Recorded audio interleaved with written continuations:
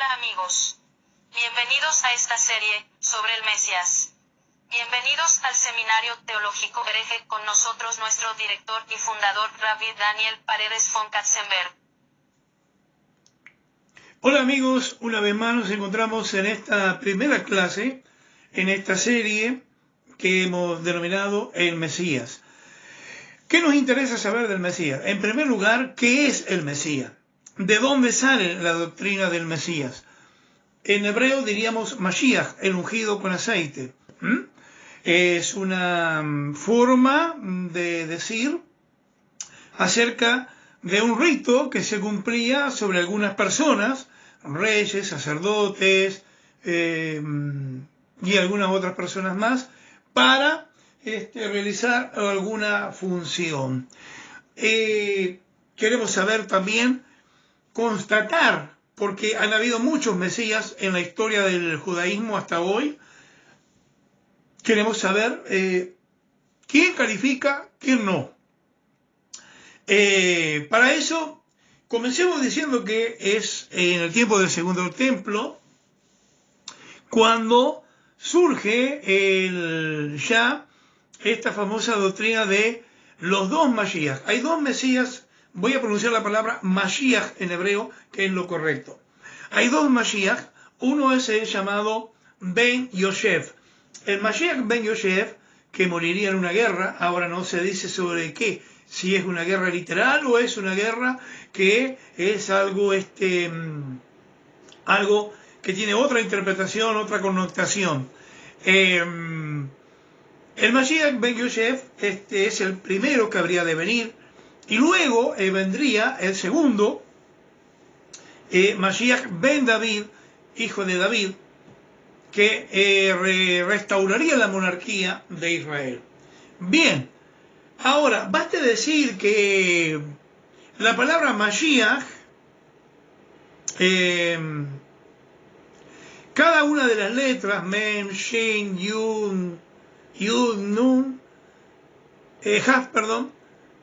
tiene un significado, un nombre, forma un nombre, y ese nombre nos permite entender más acerca del Mashiach. Es decir, cada una de estas letras que forman la palabra Mashiach, las consonantes, son un código donde nos permite saber algunas cosas acerca del Mashiach en esos nombres. Bien, por el otro lado, convengamos y digamos que en cada generación el alma del Mashiach se encarna en una persona, un líder religioso, a veces no puede ser, no hace falta que sea un líder religioso, un rabino, puede ser una persona común y corriente, con ciertas virtudes y características, y desde ahí atrae a todos a la Torá, no al judaísmo, a la Torá, entendamos bien eso. Muchos señalaban en el siglo pasado al rabí, nuestro querido Rebbe Menachem Schneerson, de bendita memoria. Él fue uno que atrajo a millones de personas del ámbito judío hacia la Torá. Judíos que no querían saber nada, ni con la religión, ni con nada. Él logró atraerlo, y incluso físicos teóricos, físicos cuánticos, gente de muy alto nivel, a nivel de ciencia, se tomaban, gracias a sus enseñanzas, de la Torá, y tenían un vuelco radical en su vida. Pero se nos fue, falleció físicamente, su alma, su llamada de bendita memoria, permanece con nosotros todavía. Bien, pero a lo largo del tiempo, por ejemplo en Buenos Aires, yo conocí muchas personas del círculo íntimo del rabí Marshall Meyer, de bendita memoria, fundador del Seminario Rabínico Latinoamericano, muy querido por mí, y todos ellos aseguraban de que en algún momento este rabino habló acerca de Jesús de Nazaret como un posible Mesías, que había que estudiarlo. Bien, hay muchos rabinos que a lo largo de la historia del pueblo de Israel han señalado a Jesús de Nazaret como el Mesías. La pregunta ¿es o no es? Si es, ¿por qué el judaísmo de hoy no lo acepta? Si no lo es, ¿por qué no lo es? ¿Por qué? ¿Cuáles son las causas por las cuales no califica para ser el Mesías? Todo eso vamos a estudiar, vamos a ver en esta serie a Jesús en el Talmud, como aparece en el Talmud, las referencias que hay hacia él y en la literatura, y las vamos a analizar parte por parte y vamos a ir viendo qué es el Mesías, cómo entender lo que es el Mesías, la función, la misión, el ticún que tiene el Mesías, que es muy importante. Hoy voy a hablar acerca de 3 personas que a lo largo de la historia son personas muy reconocidas, de bendita memoria, han señalado que Jesús de Nazaret era el Mesías de Israel, por lo cual llevaron a muchos judíos a creer justamente en él. Lamentablemente no como hoy, que en la web está toda la información, los libros están codificados, digitalizados en sistemas PDF y otros más. Es posible tener, de hecho lo tengo en mi biblioteca, más de 5.000 libros de toda la historia antigua, desde hace 2000 años, de toda la historia religiosa, que me permite ver, analizar, entender. Antes esos libros no eran posible leerlos, no estaban a disposición de todo el mundo, por lo cual muchos cayeron en esta equivocación al no poder corroborar los datos, los hechos, que cuando uno los pone en orden cronológico, se da cuenta que no coincide nada. Hay muchas mentiras, muchas falsedades. Bien, primero, Aarón ben Moshe HaKohen, de Cracovia, allá por 1696. 1696. Se convirtió en un creyente en Yoshua sobre la base de su estudio y lo que él había encontrado en la Kabbalah. En aquel entonces, 1696, va a comenzar a escribir 3 volúmenes, son manuscritos hebreos, que detallan los numerosos paralelismos que encontró entre el Berij Hadashah y el Sefer HaZohar. Este fue uno de los primeros hombres que señaló, pero anterior a él también, en 1652, aparece Jonathan Ritangel. Jonathan Ritangel va a morir en ese mismo año, 1652, quien es conocido y muy respetado por ser el primer traductor del Sefer Yetzirah. Fue uno de varios judíos creyentes en Yoshua, en Jesús de Nazaret, que se tomó el trabajo de difundir esta sabiduría mística judía a un público más amplio. Tomemos en cuenta para esto los años 1696. Convendría saber y averiguar, trabajo que le dejo para investigar, qué ocurrió a nivel espiritual, a nivel religioso, qué cambios hubieron en ese año en el judaísmo y fuera del judaísmo. También en 1652 se puede arrancar desde ahí para ver por qué hay toda una camada de rabinos que comienza a creer que Jesús de Nazaret era el Mesías de Israel. Ya ahora, a finales ya del siglo XX, allá por 1954, 1954, ya pasada la Segunda Guerra Mundial, nos vamos a encontrar con el Segundo Concilio Vaticano, que estaba realizándose en ese entonces, en ese momento, y cambios que se producen en la cristiandad afuera, muy sustantivos. Aparece por ese entonces Feivel Levertov, hombre muy respetado también, sumamente respetado, fue uno de los traductores de lo que hasta el día de hoy sigue siendo la principal versión en inglés del Sefer HaZohar.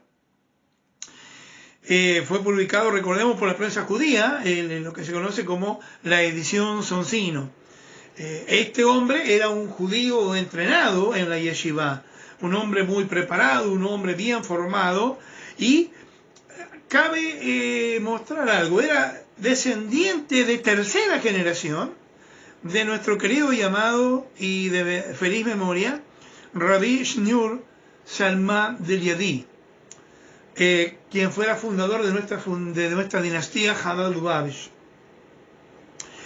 Levertov llegó a creer en Yoshua como el Mesías Ben Yosef, a través de paralelismo que encontró entre estudiar, leer el Beri Hadashah y su fe mística judía.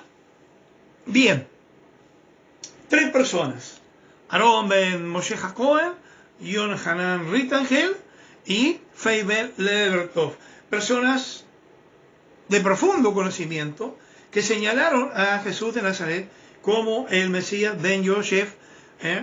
Ahora bien, lamentablemente en ese entonces no tenemos la disposición mediática que tenemos hoy para analizar textos a la luz de los escritos antiguos. Vamos a ver que, por ejemplo, hoy en la web basta googlear y uno encuentra libros del tiempo de la patrística, por ejemplo, siglo II en adelante, siglo I tardío ya en adelante, que muchas veces, hasta ahora no se podía tener porque eran muy caros, no estaban a disposición en todos lados, no todas las librerías lo tenían y era muy caro conseguirlo, tan solo para verificar una frase o una expresión. Hoy, gracias a la web, está en todos lados, por lo cual podemos investigar. Basta entrar en la página de una universidad y uno entra a ver los códices de la Biblia, del Nuevo Testamento, más antiguos que existen. Basta saber leer en griego, koiné o hebreo y arameo, y uno ya puede entrar a investigar y profundizar en esos datos, en esos conocimientos. Ahora bien, déjeme decirle algo, esta posibilidad no la tenían antes, por lo cual, como dice Pablo el Turco, hoy, nuestra generación de hoy no tiene excusa. Usted puede seguir creyendo en Yeshua HaMashiach, a mí no me molesta. A mí simplemente me importa mostrar por qué motivo no califica Jesús de Nazaret para ser el Mesías. 2 Mesías habrían de venir. Primero, el Mesías Ben Yosef. Y muchos acertaron, o sea, señalaron a Jesús de Nazaret como este posible Mesías Ben Yosef, hijo de José, es lo que significa. El Mesías, hijo de José. Como hijo de José, es decir, hay que tomar la característica de José, el hijo de Jacob, nuestro patriarca de bendita memoria, ambos, quien personifica, y al estudiar su vida se puede entender, se puede comprender cómo sería el Mesías. Este tipo de Mesías, Ben Yosef, que aparece primero y que moriría en una guerra, como dice Maimónides, Rambán de bendita memoria, muchos han creído que podía ser Jesús de Nazaret. ¿Por qué motivo? Porque, en primer lugar, era conocido en todo el mundo gentil, pagano, idólatra, pero sus hermanos judíos no lo conocían. Eso es lo que llama en el siglo pasado a Nietzsche, el famoso filósofo Nietzsche, a decir que lo incongruente de Jesús de Nazaret, pese a que era un ateo y dicen que a lo último terminó siendo un creyente, la incongruencia más grande era de que los propios judíos no creyeran en él. Era todo el mundo gentil que creía en él. Bueno, a José lo admiraban, lo adoraban, lo reverenciaban como virrey, como segundo, hasta como segundo Dios, se puede decir, en Egipto. Todo el mundo gentil, el mundo pagano. Pero sus hermanos judíos no lo reconocieron. Algunos dicen que deberá venir en algún momento para quitarse toda esa mascarilla, esas pelucas, esos adornos gentiles y paganos de Egipto y mostrarse y decir: yo soy Yosef, vuestro hermano. Entonces ahí le reconocerá todo el pueblo judío. En realidad no es tan así, no se ajusta, la interpretación no es correcta, aunque por muchos años se divulgó esta interpretación.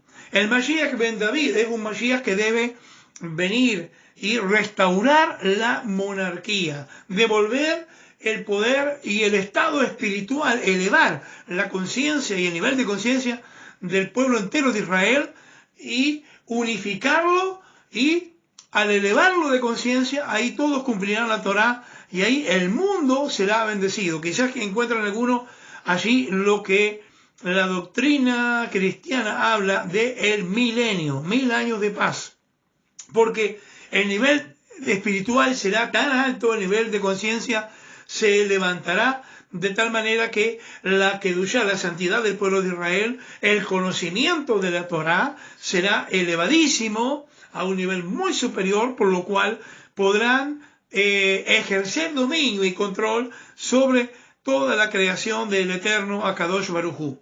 Ahora bien, en cada generación hay una persona destinada, preparada, en el cual el alma del Mashiach viene a él y desde él trabaja para atraer los judíos a la Torá. Esta es la principal característica del Mashiach. Atraerá los judíos hacia la tierra de Israel y hacia la Torá. Nosotros vemos que en Jesús de Nazaret esto no se cumple. Nosotros vemos que Jesús tampoco califica como hijo de David, porque en primer lugar no es de la tribu de David, no es de la tribu de Judá, es decir, él es hijo de una mujer israelí, por lo cual es un israelita, pero como no nació de un padre, no tiene padre biológico, por lo tanto no tiene tribu, porque el derecho a la tribu lo determina el padre. Si el padre es de Asher, el hijo será de la tribu de Asher. Eso no lo determina la madre solo determina que sea israelí, un hebreo. Ahora, por lo tanto, tampoco se puede decir que Jesús de Nazaret es de la tribu de Judá, ni el león de la tribu de Judá, como lo dicen por ahí, ni el rey de la tribu de Judá. Nunca fue coronado rey, nunca fue ungido como rey en Israel, por lo tanto, no califica, y eso es una mentira, una falacia enorme que se ha inventado para producir esta religión llamada cristianismo. Quien revisa las raíces desde el siglo I en adelante, estudiar el siglo I, cómo se dieron los hechos cronológicamente, podrá demostrar las incongruencias, falsedades y mentiras que demuestran que él no puede ser el Mesías. Y para muchos también demuestra que es más un mito que una verdad la historia de Jesús de Nazaret. ¿Por qué motivo? Usted toma dos genealogías de nacimiento, Mateo por un lado, Lucas por otro. Saque la cuenta. Tomando en cuenta un dato del Imperio Romano. Poncio Pilato entró como procurador romano en el año 26 de esta era cristiana y se retiró en el año 36. Ahora, si toma la cuenta a partir de Mateo, Jesús murió antes de que entrara. Y si toma la cuenta de Lucas, Jesús murió 3 años después de que ya se había ido. Entonces ahí uno ve la falsedad de la desincronización de los datos que no permite establecer algo correcto, verdadero, por lo cual queda la nebulosa de creer que toda esa historia de Jesús de Nazaret ha sido y es una mentira muy bien armada, muy bien estructurada para hacernos creer a todos que es el Mesías de Israel y crear una religión pagana, idólatra, diferente al judaísmo. Jesús nunca salió de su judaísmo, por lo que se ve, aunque cometió algunos errores muy particulares que van contra la palabra y la Torá del judaísmo. Bien amigos, nos encontramos en el segundo de esta serie sobre el Mesías. Un abrazo y hasta pronto.